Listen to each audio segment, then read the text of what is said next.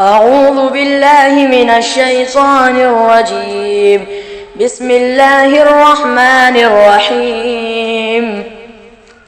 لا يحب الله الجهر بالسوء من القول إلا من ظلم، وكان الله سميعا عليما. إن تبدوا خيرا أو تخفوه أو تعفوا عن سوء فإن الله كان عفوا قديرا. إن الذين يكفرون بالله ورسله ويريدون أن يفرقوا بين الله ورسله ويقولون نؤمن ببعض ونكفر ببعض ويريدون أن يتخذوا بين ذلك سبيلا. أولئك هم الكافرون حقا، وأعتدنا للكافرين عذابا مهينا. والذين آمنوا بالله ورسله ولم يفرقوا بين أحد منهم أولئك سوف يؤتيهم أجورهم، وكان الله غفورا رحيما. يسألك أهل الكتاب أن تنزل عليهم كتابا من السماء فقد سألوا موسى أكبر من ذلك فقالوا أرنا الله جهرة فأخذتهم الصاعقة بظلمهم ثم اتخذوا العجل من بعد ما جاءتهم البينات فعفونا عن ذلك وآتينا موسى سلطانا مبينا. ورفعنا فوقهم الطور بميثاقهم وقلنا لهم ادخلوا الباب سجدا وقلنا لهم لا تعدوا في السبت وأخذنا منهم ميثاقا غليظا. فبما نقضهم ميثاقهم وكفرهم بآيات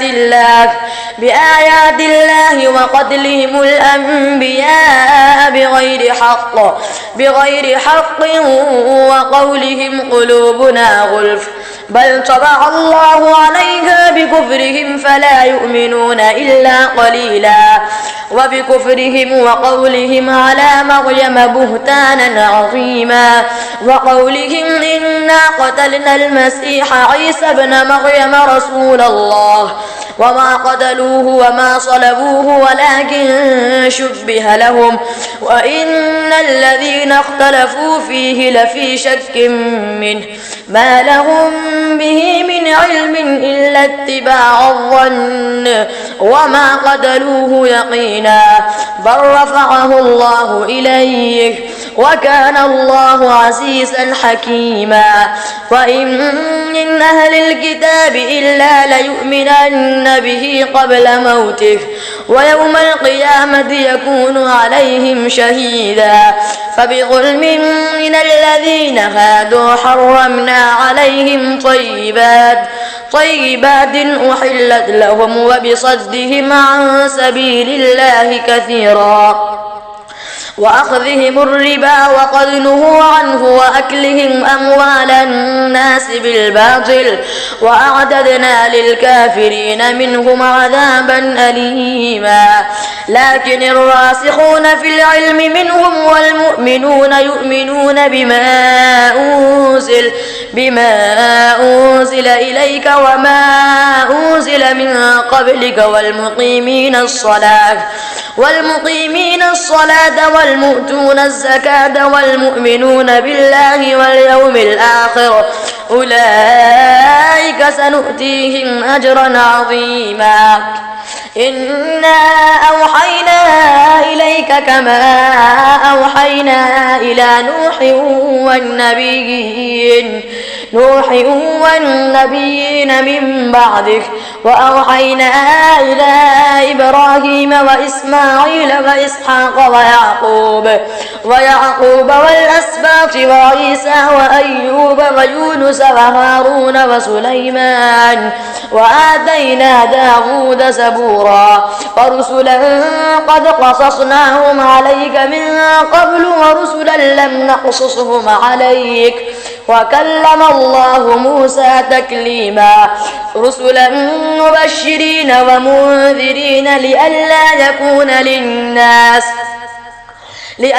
يكون للناس على الله حجة بعد الرسل وكان الله عزيزا حكيما لكن الله يشهد بما أنزل إليك أنزله بعلمه والملائكة يشهدون وكفى بالله شهيدا إن الذين كفروا وصدوا عن سبيل الله قد ضلوا ضلالا بعيدا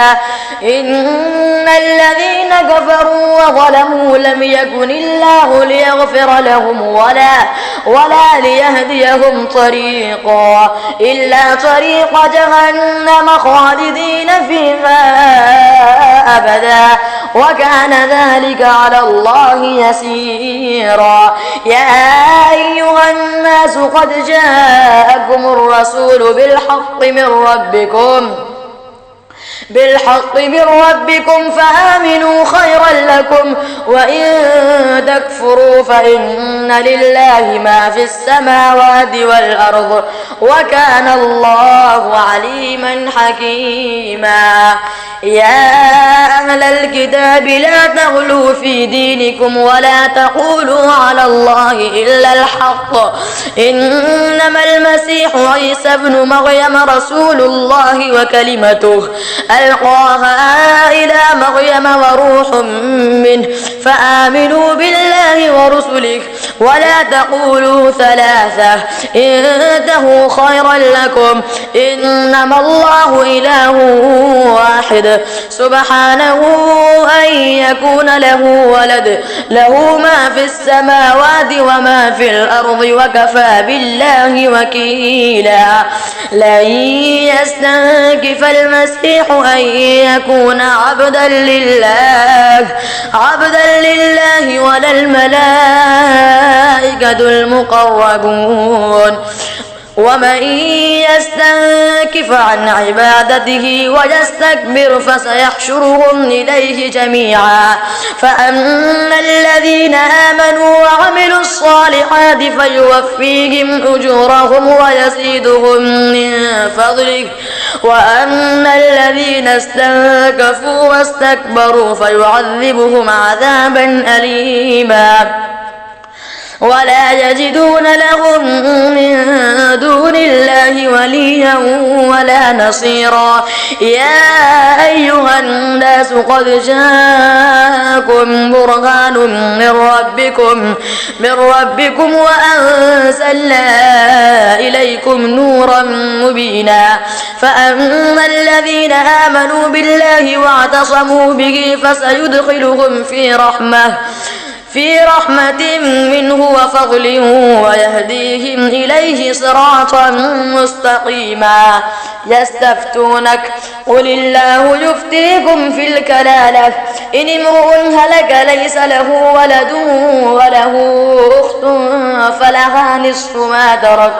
وهو يرثها إن لم يكن لها ولد فإن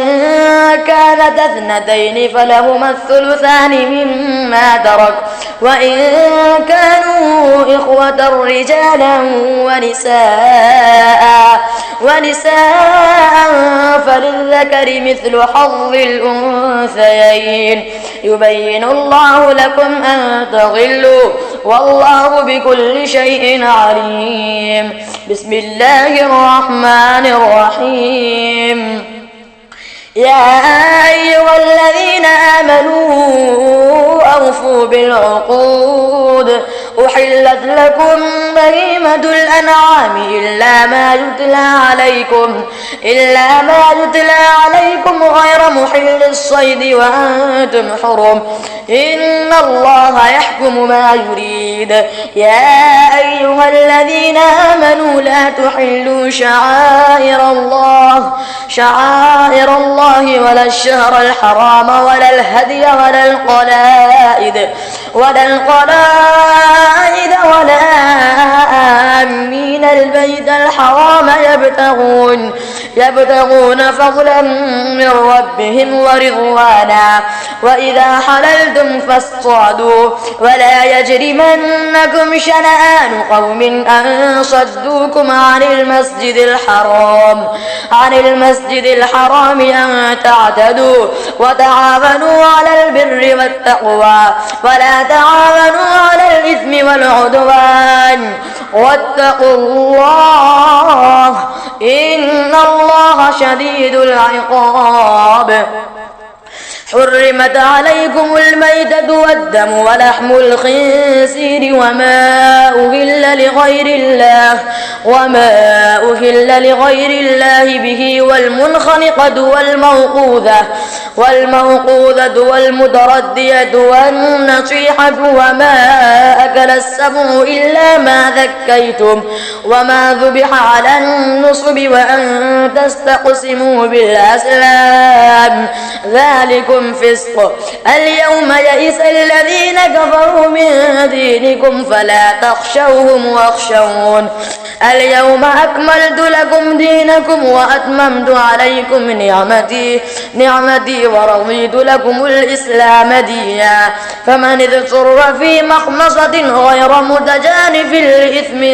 فإن الله غفور رحيم. يسألونك ماذا أحل لهم قل أحل لكم الطيبات وما علمتم من الجوارح مكلبين تعلمونهن مما علمكم الله فكلوا مما أمسكن عليكم واذكروا اسم الله عليه واتقوا الله إن الله سريع الحساب. اليوم أحل لكم الطيبات وطعام الذين أوتوا الكتاب حل لكم وطعامكم حل لهم والمحصنات من المؤمنات والمحصنات من الذين أوتوا الكتاب من قبلكم إذا آتيتموهن أجورهن محصنين غير مسافحين ولا متخذي أخدان ومن يكفر بالإيمان فقد حبط عمله وهو في الآخرة من الخاسرين. يا أيها الذين آمنوا إذا قمتم إلى الصلاة فاغسلوا وجوهكم وأيديكم إلى المرافق وامسحوا برؤوسكم وأرجلكم إلى الكعبين وإن كنتم جنبا فاطهروا وإن كنتم مرضى أو على سفر أو جاء أحد منكم من الغائط أو لامستم النساء فلم تجدوا ماء فتيمموا صعيدا طيبا فامسحوا بوجوهكم وأيديكم منه ما يريد الله ليجعل عليكم من حرج ولكن يريد ليطهركم وليتم نعمته عليكم لعلكم تشكرون. واذكروا نعمة الله عليكم وميثاقه الذي واثقكم به إذ قلتم سمعنا وأطعنا واتقوا الله إن الله عليم بذات الصدور. يا أيها الذين آمنوا كونوا قوامين لله شهداء بالقسط ولا يجرمنكم شنآن قوم على ألا تعدلوا اعدلوا هو أقرب للتقوى واتقوا الله إن الله خبير بما تعملون وعد الله الذين آمنوا وعملوا الصالحات لهم مغفرة وأجر عظيم والذين كفروا وكذبوا بآياتنا أولئك أصحاب الجحيم يا أيها الذين آمنوا اذكروا نعمة الله عليكم إذ هم قوم أن يبسطوا إليكم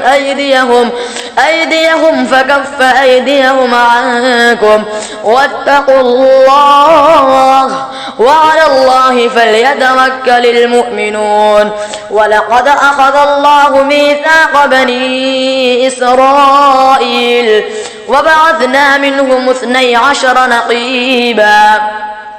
وقال الله إني معكم لئن أقمتم الصلاة وآتيتم الزكاة وآمنتم برسلي وعزرتموهم وأقرضتم الله قرضا حسنا لأكفرن عنكم سيئاتكم ولأدخلنكم جنات تجري من تحتها الأنهار فمن كفر بعد ذلك منكم فقد ضل سواء السبيل فبما نقضهم ميثاقهم لعناهم وجعلنا قلوبهم قاسية يحرفون الكلم عن مواضعه ونسوا حظا مما ذكروا به ولا تزال تطلع على خائنة منهم إلا قليلا منهم فاعف عنهم واصفح إن الله يحب المحسنين ومن الذين قالوا إنا نصارى أخذنا ميثاقهم فنسوا حظا مما ذكروا به فأغرينا بينهم العداوة والبغضاء إلى يوم القيامة وسوف ينبئهم الله بما كانوا يصنعون يا أهل الكتاب قد جاءكم رسولنا يبين لكم كثيرا مما كنتم تخفون من الكتاب ويعفو عن كثير قد جاءكم من الله نور وكتاب مبين يهدي به الله من اتبع رضوانه سبل السلام ويخرجهم من الظلمات إلى النور بإذنه ويهديهم إلى صراط مستقيم لقد كفر الذين قالوا إن الله هو المسيح ابن مريم قل فمن يملك من الله شيئا إن أراد أن يهلك المسيح ابن مريم وأمه ومن في الأرض جميعا ولله ملك السماوات والأرض وما بينهما يخلق ما يشاء والله على كل شيء قدير وقالت اليهود والنصارى نحن أبناء الله وأحباؤه قل فلم يعذبكم بذنوبكم بل أنتم بشر ممن خلق يغفر لمن يشاء ويعذب من يشاء ولله ملك السماوات والأرض وما بينهما وإليه المصير يا أهل الكتاب قد جاءكم رسولنا يبين لكم على فترة من الرسل أن تقولوا ما جاءنا من بشير ولا نذير فقد جاءكم بشير ونذير والله على كل شيء قدير وإذ قال موسى لقومه يا قوم اذكروا نعمة الله عليكم إذ جعل فيكم أنبياء وجعلكم ملوكا وآتاكم ما لم يؤت أحدا من العالمين. يا قوم ادخلوا الأرض المقدسة التي كتب الله لكم ولا ترتدوا على أدباركم فتنقلبوا خاسرين. قالوا يا موسى إن فيها قوما جبارين وإنا لن ندخلها حتى يخرجوا منها فإن يخرجوا منها فإنا داخلون. قال رجلان من الذين يخافون أنعم الله عليهم ادخلوا عليهم الباب فإذا دخلتموه فإنكم غالبون وعلى الله فتوكلوا إن كنتم مؤمنين. قالوا يا موسى إنا لن ندخلها أبدا ما داموا فيها فاذهب أنت وربك فقاتلا إنا هاهنا قاعدون. قال رب إني لا أملك إلا نفسي وأخي فافرق بيننا وبين القوم الفاسقين. قال فإنها محرمة عليهم 40 سنة يتيهون في الأرض فلا تأس على القوم الفاسقين. واتل عليهم نبأ بني آدم بالحق إذ قربا قربانا فتقبل من أحدهما ولم يتقبل من الآخر قال لأقتلنك قال إنما يتقبل الله من المتقين. لئن بسطت إلي يدك لتقتلني ما أنا بباسط يدي إليك لأقتلك إني أخاف الله رب العالمين. إني أريد أن تبوء بإثمي وإثمك فتكون من أصحاب النار وذلك جزاء الظالمين. فطوعت له نفسه قتل أخيه فقتله فأصبح من الخاسرين. فبعث الله غرابا يبحث في الأرض ليريه كيف يواري سوءة أخيه قال يا ويلتى أعجزت أن أكون مثل هذا الغراب فأواري سوءة أخيه فأصبح من النادمين. من أجل ذلك كتبنا على بني إسرائيل أنه من قتل نفسا بغير نفس أو فساد في الأرض فكأنما قتل الناس جميعا ومن أحياها فكأنما أحيا الناس جميعا. ولقد جاءتهم رسلنا بالبينات ثم إن كثيرا منهم بعد ذلك في الأرض لمسرفون. إنما جزاء الذين يحاربون الله ورسوله ويسعون في الأرض فسادا أن يقتلوا أو يصلبوا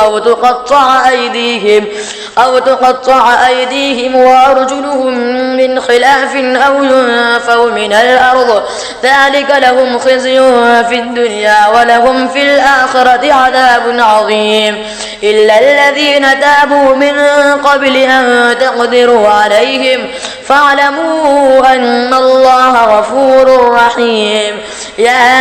أيها الذين آمنوا اتقوا الله وابتغوا إليه الوسيلة وجاهدوا في سبيله لعلكم تفلحون. إن الذين كفروا لو أن لهم ما في الأرض جميعا ومثله معه ليفتدوا به من عذاب يوم القيامة ما تقبل منهم ولهم عذاب أليم. يريدون أن يخرجوا من النار وما هم بخارجين منها ولهم عذاب مقيم والسارق والسارقة فاقطعوا أيديهما جزاء بما كسبا نكالا من الله والله عزيز حكيم فمن تاب من بعد ظلمه وأصلح فإن الله يتوب عليه إن الله غفور رحيم ألم تعلم أن الله له ملك السماوات والأرض يعذب من يشاء ويغفر لمن يشاء والله على كل شيء قدير يا أيها الرسول لا يحزنك الذين يسارعون في الكفر من الذين قالوا آمنا بأفواههم ولم تؤمن قلوبهم ومن الذين هادوا سماعون للكذب سماعون لقوم آخرين لم يأتوك يحرفون الكلم من بعد مواضعه يقولون إن أوتيتم هذا فخذوه وإن لم تؤتوه فاحذروا ومن يرد الله فتنته فلن تملك له من الله شيئا أولئك الذين لم يرد الله أن يطهر قلوبهم لهم في الدنيا خزي ولهم في الآخرة عذاب عظيم سماعون للكذب أكالون للسحت فإن جاءوك فاحكم بينهم أو أعرض عنهم وإن تعرض عنهم فلن يضروك شيئا وإن حكمت فاحكم بينهم بالقسط إن الله يحب المقسطين وكيف يحكمونك وعندهم التوراة فيها حكم الله ثم يتولون من بعد ذلك وما أولئك بالمؤمنين إنا أنزلنا التوراة فيها هدى ونور يحكم بها النبيون الذين أسلموا للذين هادوا والربانيون والأحبار بما استحفظوا من كتاب الله وكانوا عليه شهداء فلا تخشوا الناس واخشوني ولا تشتروا بآياتي ثمنا قليلا ومن لم يحكم بما أنزل الله فأولئك هم الكافرون وكتبنا عليهم فيها أن النفس بالنفس والعين بالعين والأنف بالأنف والأذن بالأذن والسن بالسن والجروح قصاص فمن تصدق به فهو كفارة له ومن لم يحكم بما أنزل الله فأولئك هم الظالمون وقفينا على آثارهم بعيسى ابن مريم مصدقا لما بين يديه من التوراة وآتيناه الإنجيل فيه هدى ونور ومصدقا لما بين يديه من التوراة وهدى وموعظة للمتقين وليحكم أهل الإنجيل بما أنزل الله فيه ومن لم يحكم بما أنزل الله فأولئك هم الفاسقون وأنزلنا إليك الكتاب بالحق مصدقا لما بين يديه من الكتاب ومهيمنا عليه فاحكم بينهم بما أنزل الله ولا تتبع أهواءهم عما جاءك من الحق لكل جعلنا منكم شرعة ومنهاجا ولو شاء الله لجعلكم أمة واحدة ولكن ليبلوكم فيما آتاكم فاستبقوا الخيرات إلى الله مرجعكم جميعا فينبئكم بما كنتم فيه تختلفون وأن احكم بينهم بما أنزل الله ولا تتبع أهواءهم واحذرهم أن يفتنوك عن بعض ما أنزل الله إليك فإن تولوا فاعلم أنما يريد الله أن يصيبهم ببعض ذنوبهم وإن كثيرا من الناس لفاسقون أفحكم الجاهلية يبغون ومن أحسن من الله حكما لقوم يوقنون يا أيها الذين آمنوا لا تتخذوا اليهود والنصارى أولياء بعضهم أولياء بعض ومن يتولهم منكم فإنه منهم إن الله لا يهدي القوم الظالمين فترى الذين في قلوبهم مرض يسارعون فيهم يقولون نخشى أن تصيبنا دائرة فعسى الله أن يأتي بالفتح أو أمر من عنده فيصبحوا على ما أسروا في أنفسهم نادمين ويقول الذين آمنوا وهؤلاء الذين أقسموا بالله جهد أيمانهم إنهم لمعكم حبطت أعمالهم فأصبحوا خاسرين يا أيها الذين آمنوا من يرتد منكم عن دينه فسوف يأتي الله بقوم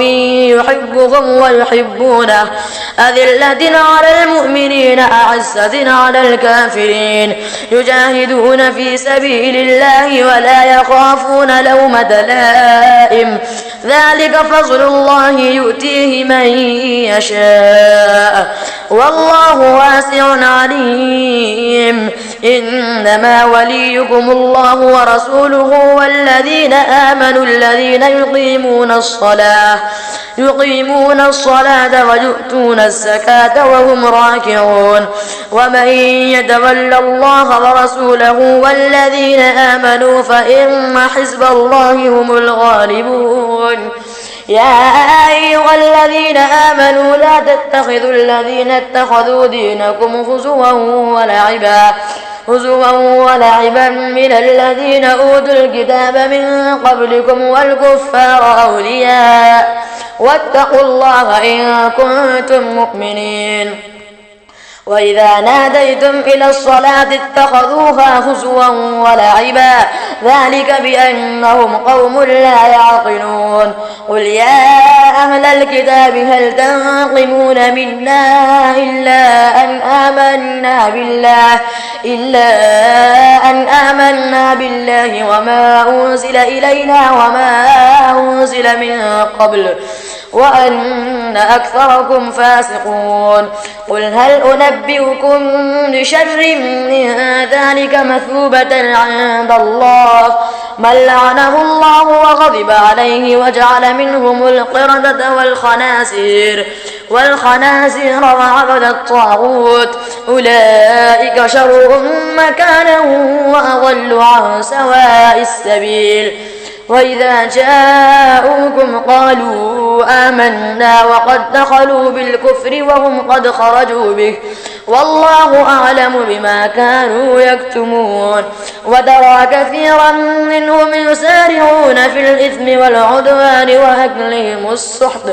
لبئس ما كانوا يعملون لولا ينهاهم الربانيون والأحبار عن قولهم الإثم وأكلهم السحت لبئس ما كانوا يصنعون وقالت اليهود يد الله مغلولة غلت أيديهم ولعنوا بما قالوا بل يداه مبسوطتان ينفق كيف يشاء وليزيدن كثيرا منهم ما أنزل إليك من ربك طغيانا وكفرا وألقينا بينهم العداوة والبغضاء إلى يوم القيامة كلما أوقدوا نارا للحرب أطفأها الله ويسعون في الأرض فسادا والله لا يحب المفسدين. ولو أن أهل الكتاب آمنوا واتقوا لكفرنا عنهم سيئاتهم ولأدخلناهم جنات النعيم. ولو أنهم أقاموا التوراة والإنجيل وما أنزل إليهم من ربهم لأكلوا من فوقهم ومن تحت أرجلهم منهم أمة مقتصدة وكثير منهم ساء ما يعملون. يا أيها الرسول بلغ ما أنزل إليك من ربك وإن لم تفعل فما بلغت رسالته والله يعصمك من الناس إن الله لا يهدي القوم الكافرين. قل يا أهل الكتاب لستم على شيء حتى تقيموا التوراة والإنجيل وما أنزل إليكم من ربكم وليزيدن كثيرا منهم ما أنزل إليك من ربك طغيانا وكفرا فلا تأس على القوم الكافرين. إن الذين آمنوا والذين هادوا والصابئون والنصارى من آمن بالله واليوم الآخر وعمل صالحا فلا خوف عليهم ولا هم يحزنون. لقد أخذنا ميثاق بني إسرائيل وأرسلنا إليهم رسلا كلما جاءهم رسول بما لا تهوى أنفسهم فريقا كذبوا وفريقا يقتلون وحسبوا ألا تكون فتنة فعموا وصموا ثم تاب الله عليهم ثم عموا وصموا كثير منهم والله بصير بما يعملون. لقد كفر الذين قالوا إن الله هو المسيح ابن مريم وقال المسيح يا بني إسرائيل اعبدوا الله ربي وربكم إنه من يشرك بالله فقد حرم الله عليه الجنة ومأواه النار وما للظالمين من أنصار. لقد كفر الذين قالوا إن الله ثالث ثلاثة وما من إله إلا إله واحد وإن لم ينتهوا عما يقولون ليمسن الذين كفروا منهم عذاب أليم. أفلا يتوبون إلى الله ويستغفرونه والله غفور رحيم. ما المسيح ابن مريم إلا رسول قد خلت من قبله الرسل وأمه صديقة كانا يأكلان الطعام انظر كيف نبين لهم الآيات ثم انظر أنا يؤفكون. قل أتعبدون من دون الله ما لا يملك لكم ضرا ولا نفعا والله هو السميع العليم. قل يا أهل الكتاب لا تغلوا في دينكم غير الحق ولا تتبعوا أهواء قوم قد ضلوا من قبل وأضلوا كثيرا وضلوا عن سواء السبيل. لعن الذين كفروا من بني إسرائيل على لسان داود وعيسى بن مريم ذلك بما عصوا وكانوا يعتدون. كانوا لا يتناهون عن منكر فعلوه لبئس ما كانوا يفعلون. ترى كثيرا منهم يتولون الذين كفروا لبئس ما قدمت لهم أنفسهم أن سخط الله عليهم وفي العذاب هم خالدون. ولو كانوا يؤمنون بالله والنبي وما أنزل إليه ما اتخذوهم أولياء ولكن كثيرا منهم فاسقون. لتجدن أشد الناس عداوة للذين آمنوا اليهود والذين أشركوا ولتجدن أقربهم مودة للذين آمنوا اليهود والذين أشركوا ولتجدن أقربهم مودة للذين آمنوا الذين قالوا إنا نصارى ذلك بأن منهم قسيسين ورهبانا وأنهم لا يستكبرون